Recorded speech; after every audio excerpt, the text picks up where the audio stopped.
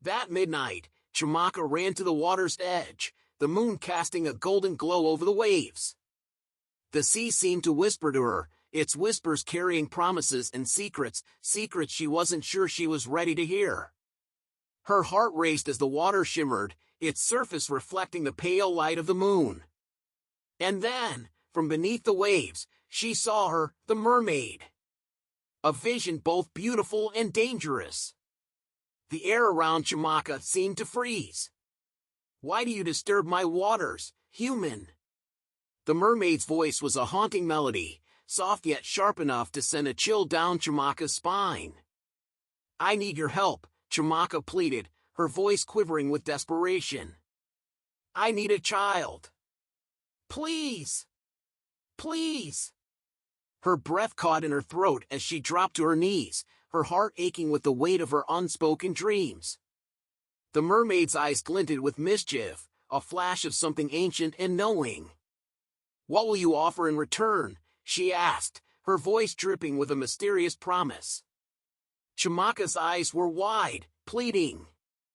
"Anything! Anything at all," she cried, her voice breaking. "I'll sacrifice anything to be a mother." The mermaid's laughter echoed through the night, shattering the silence like the sound of glass breaking. It was beautiful, but terrifying, and Chimaka felt a chill crawl up her spine. Chimaka stood by the window the next day, her eyes focused on the setting sun as it dipped below the horizon, casting a soft golden light over the neighborhood.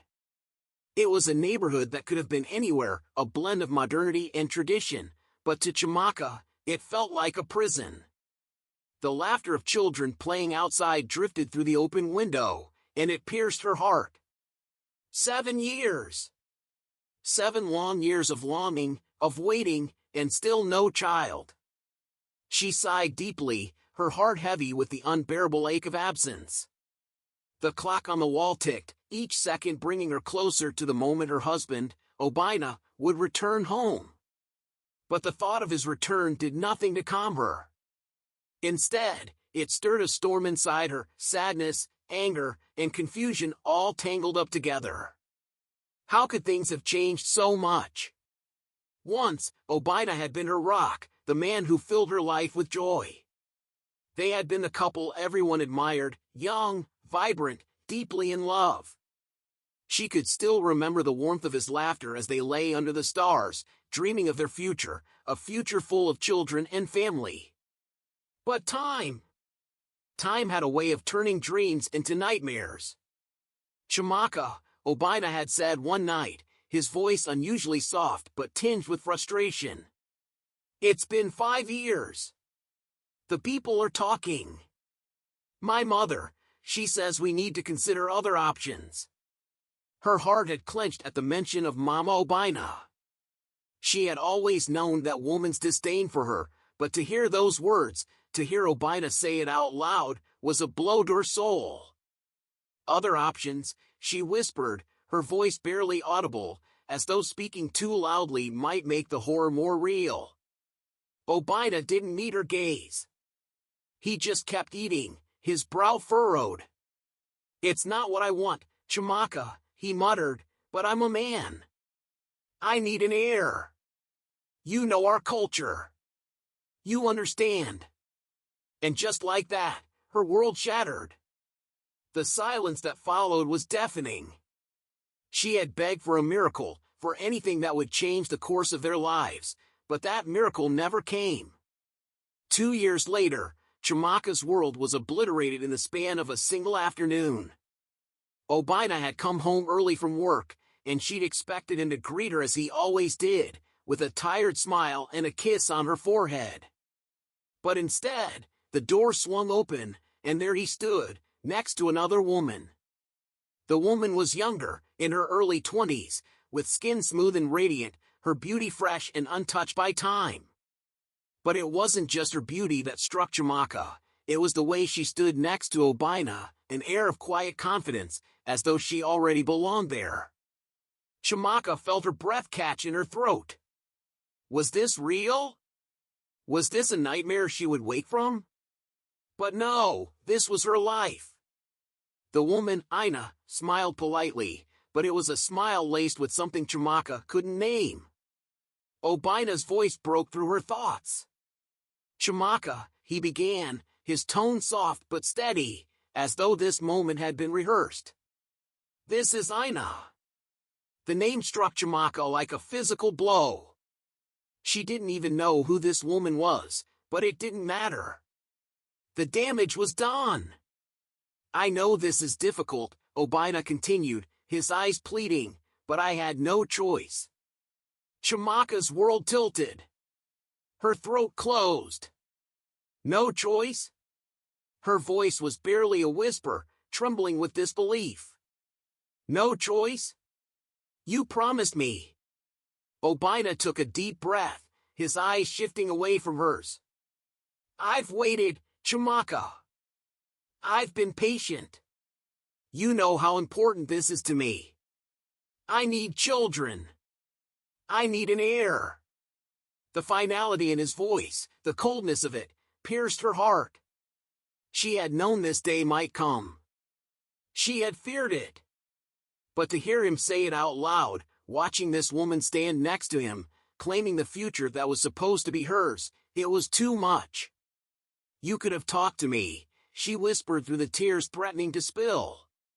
"You didn't have to do this behind my back." But Obina snapped, frustration breaking through the mask he had worn. "I did talk to you," he yelled. "For years. But you wouldn't listen. I tried to wait. I tried to be patient, but my mother." Chumaka cut him off, her voice now a mixture of anger and pain. "It's always your mother, isn't it? She's the one who pushed you to do this." Obina didn't deny it. He simply looked away, the weight of his decision hanging heavy in the room. The silence that followed was suffocating. Ina stood there, awkwardly shifting from foot to foot. But she didn't need to speak. Her presence said it all. She was everything Chumaka wasn't: young, fertile, and now, the bearer of Obina's future. Chumaka's heart broke as she realized that the life she had known, the love she had once shared with Obina, was now a distant memory. And worse, there was nothing she could do to stop it. In the months that followed, Chumaka's position in her own home grew smaller and smaller. Obina's affection shifted entirely towards Ina. They laughed together, shared meals, and spent every evening in each other's company. Their intimacy, though subtle, was there for all to see. And the whispers started, louder, more judgmental. The people in the village, the women at the market, they shook their heads and muttered, "What choice did he have? She couldn't give him a child." Even Mama Obina, who had once feigned tolerance, now openly scorned Chumaka. "You are a disgrace," she spat one day. 7 years, and not even a single child to show for it. "You are no wife at all." Chumaka clenched her jaw, biting back the tears that threatened to fall. She had learned to endure the venomous words. But deep down, she knew her world was gone. The pain, it never fades. "No matter how hard I try, no matter how much I endure, it hurts just the same. Why does it always feel like this?" Chumaka whispered, her voice barely audible, her words heavy with despair. "It's not my fault. It's not your fault." But Mama Oba's eyes burned with fury. Her voice was cold, cutting through the silence like a blade. "Then whose fault is it? You failed as a woman, as a wife. Is it any wonder Oba had to bring in someone else? NEA will give him what you couldn't." The words stung, each one like a slap to the face. Mako wanted to scream, to lash out, to make her mother-in-law understand the torment she was living. But she couldn't. There was nothing left to fight with. She felt empty, a shell of the woman she once was, utterly defeated. It was another evening after yet another fight with Mama Obina when Maka found herself sitting alone in her bedroom. The walls seemed to close in around her as she stared at the blankness before her, her heart weighed down with a relentless ache. Was this my life now? Her mind raced, but the thoughts were too heavy, too overwhelming. Her husband, lost to her. Her grandmother, a constant torment. Her body betraying her, refusing to give her the one thing she so desperately wanted, a child. And then, Amaka, her best friend, came to visit. She looked at Maka, her expression firm but filled with deep concern. "You can't keep living like this," Amaka said, her words sharp, yet compassionate. "It's not fair to you, Ch." But Maka's shoulders slumped in despair. "What can I do?" she whispered, her voice thick with defeat. "I've tried everything. Doctors, prayers, nothing works." Amaka leaned in closer, her voice dropping to a near whisper. "There's one thing you haven't tried." Maka looked up, confusion furrowing her brow. "What do you mean?" Amaka hesitated, her eyes flicking nervously around the room before she spoke again. "There's a woman. I know someone who can help. But it's not something you'll find in any hospital." Maka's pulse quickened, her breath catching in her throat. "Who is she?" she asked, her voice trembling with a mix of hope and disbelief. Amaka looked around, making sure no one could hear, and then spoke in a low whisper. "She's not really a woman, she's a mermaid." Maka's eyes widened. "Amaka, that's madness." But Amaka, calm and unshaken, insisted, "It's not madness. She's powerful. People have gone to her, and they've been blessed with children. But there are rules. You'll have to agree to her terms." A mix of skepticism and desperation swirled inside Maka. She stared at her friend, her mind racing. Could it be true? At this point, what did she have to lose? She had already lost so much. The meeting with the mermaid changed everything. When Maka and Amaka returned home, she was pregnant. The joy that erupted in the village was overwhelming. Suddenly, Maka was no longer the barren wife. She was the woman who had been blessed, the one who had given them a child. Even Nea, who had once been her rival, was pushed aside. Maka took her rightful place as the favored wife, and for a fleeting moment, it seemed like she had won. But the joy, the celebration, it never lasted long. There was always the curse. "No salt," the mermaid's words echoed in Maka's mind. "When she turns 18, she will return to me." Those words haunted her, day and night, gnawing at her, even in the moments of joy when Obina would tenderly rest his hands on her stomach, feeling the tiny kicks of their unborn child. Every movement, every glance at her growing belly filled Maka with an increasing vigilance. She became obsessive, protective, consumed by the thought that this was no ordinary child. This was a child bound by a promise, bound by a curse. But what did it matter? She was pregnant. She was going to have a child. Finally. The day Pseudo was born was one of the happiest in Maka's life. After hours of painful contractions, Obina rushed her to the hospital, and when their daughter finally arrived, Maka held her in her arms. The weight of the little girl felt like salvation. Pseudo's wide, curious eyes stared up at her, and Obina wept openly, cradling their daughter with the kind of tenderness he had once reserved for Maka. For the first time, even Mama Obina, who had been Maka's fiercest critic, praised her. "You've done well, Maka." Her voice, once so cold, now held warmth, approval. "You are truly a woman now. You've given us an heir." The house that had once been filled with tension and judgment was now alive with laughter. Nea, the second wife, seemed almost invisible, overshadowed by the miracle of Maka's child. The whispers in the village about Ch Maka's barrenness faded, replaced by awe at the arrival of her long-awaited daughter. But even in this moment of triumph, Ch Maka couldn't let her guard down. She remembered the rules. She remembered the deal she had made. And so, from the very beginning, she was strict with Pseudo. Every meal, every ingredient, Ch Maka made sure that not a single grain of salt ever touched her daughter's lips. "Mama, why can't I eat what the other children eat?" Pseudo asked one day, her face scrunched in confusion as she looked at the lunchboxes of her friends at school. Ch Maka knelt before her, smoothing a stray curl from her daughter's forehead, her voice soft but serious. "Because, my dear, you are special. Mama has to keep you safe." But Pseudo, her small hands clutching the lunch Ch Maka had packed, frowned. "I don't want to be special. I want to eat jollof rice like my friends." Ch Maka's heart ached at the sight of her daughter's frustration, but she couldn't afford to be lenient.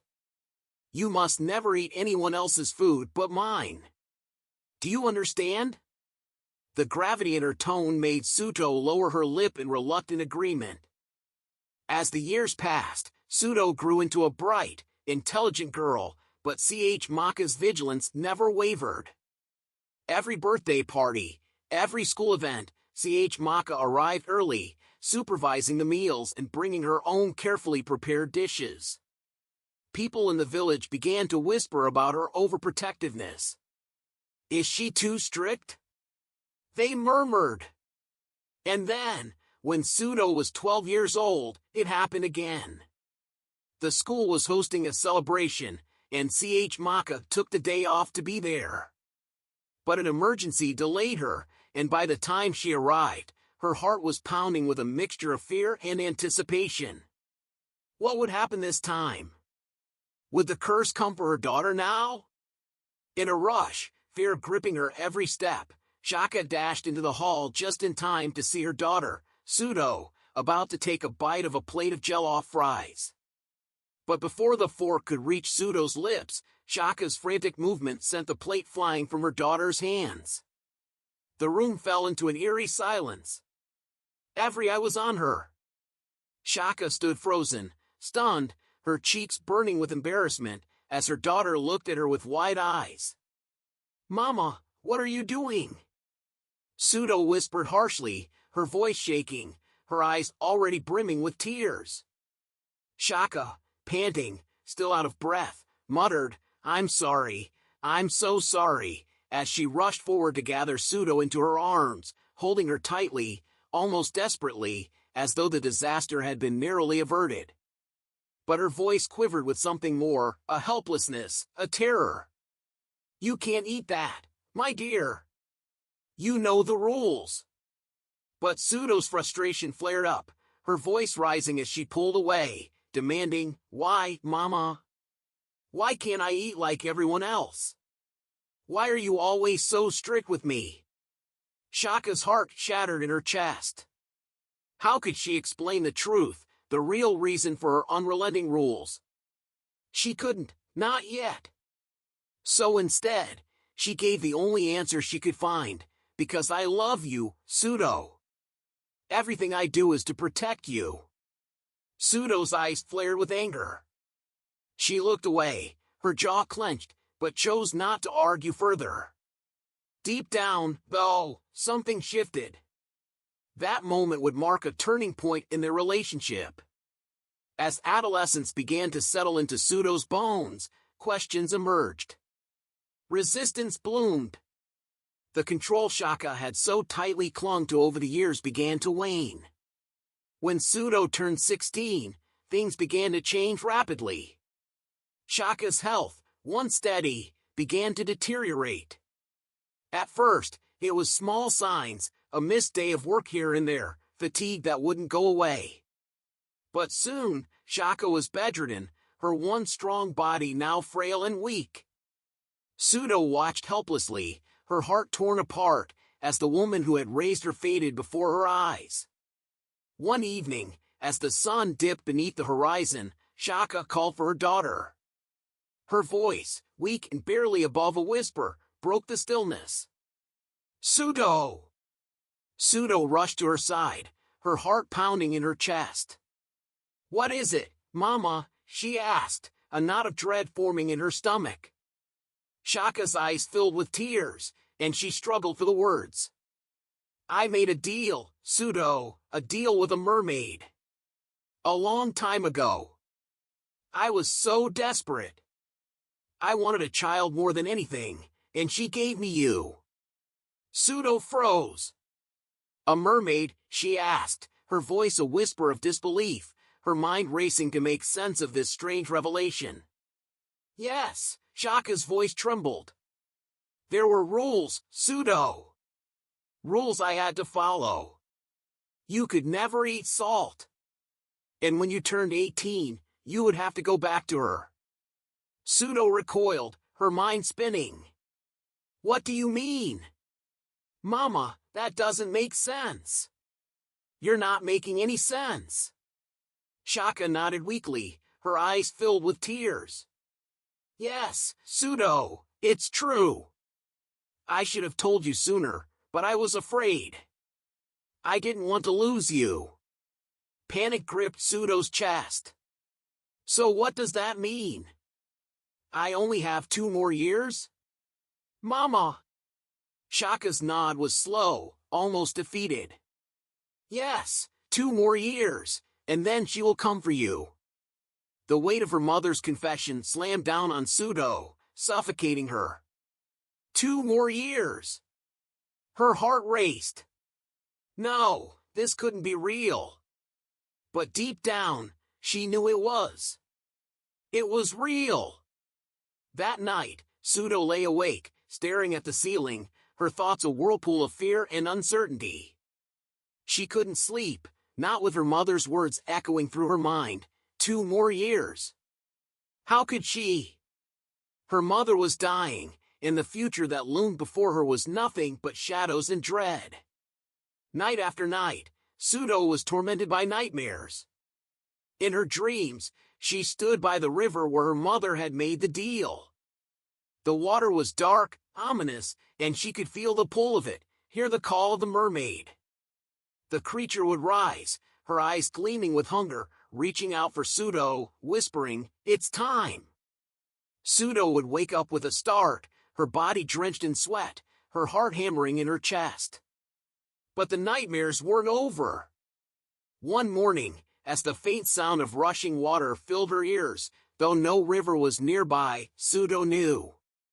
The mermaid was calling her. Shaka's health continued to decline, and soon, she was rushed to the hospital, where she was declared dead. Pseudo was engulfed by a pain she couldn't process. But she couldn't even mourn her mother properly. Not now. Not when the mermaid's curse, her fate, hung over her, growing closer as Pseudo neared 18. The strange, terrifying things kept happening. Pseudo began to faint frequently, her health crumbling just as her mother's had. She spent more time in the hospital than at school. Desperate, she confided in her father, but his disappointment, his anger at Shaka's secrets, weighed on her heavily. They began visiting churches, looking for answers, but one after another, pastors told them there was nothing to be done. Then came the nightmares, darker, more vivid than before. Pseudo could hear the whispers, feel the pressure of water, even when she wasn't asleep. She had to act. She read her mother's diary, desperate for any clue that would explain how to break the curse. She found it, an entry that told of the river goddess, of the village where her mother had made the deal so many years ago. That night, Pseudo made her decision. She packed her bags and left, running from the only life she had ever known. Her father woke to an empty house, his heart sinking with the loss of his daughter, but Pseudo knew it was for the best. She reached the river under the cover of night. The air was still. The water was silent. But the moment she stepped into the river, the water stirred. The mermaid appeared, and Pseudo's breath caught in her throat. It was true. The river goddess stood before her, holding out her hand. "My child," the mermaid said with a smile, "welcome." Pseudo's voice trembled. "I don't want to go back. Please, let me leave." The mermaid's expression softened. "The deal was made, Pseudo. You must fulfill it." But then, something extraordinary happened. Pseudo wept, not in fear or anger, but in a deep, aching sadness. She understood now. Her mother had been desperate. The mermaid had simply kept her end of the bargain. For the first time, the mermaid saw true sorrow, not resentment. She embraced Pseudo, holding her tightly. "You can go," the mermaid whispered. Pseudo couldn't believe her ears. At first, she thought she had imagined it. But the mermaid repeated herself. With a burst of hope, Pseudo turned and swam away as fast as she could, the weight of her decision lifting off her chest. But her father was still searching, frantic. When he saw her, soaked and shivering, standing on the distant street at midnight, he rushed to her, his face contorted in frustration and confusion. "Pseudo, what is this? Why are you wet? Where did you go?" he asked, his voice a mix of fury and worry. Pseudo smiled softly. "Papa, don't worry. I'm fine. Let's go inside.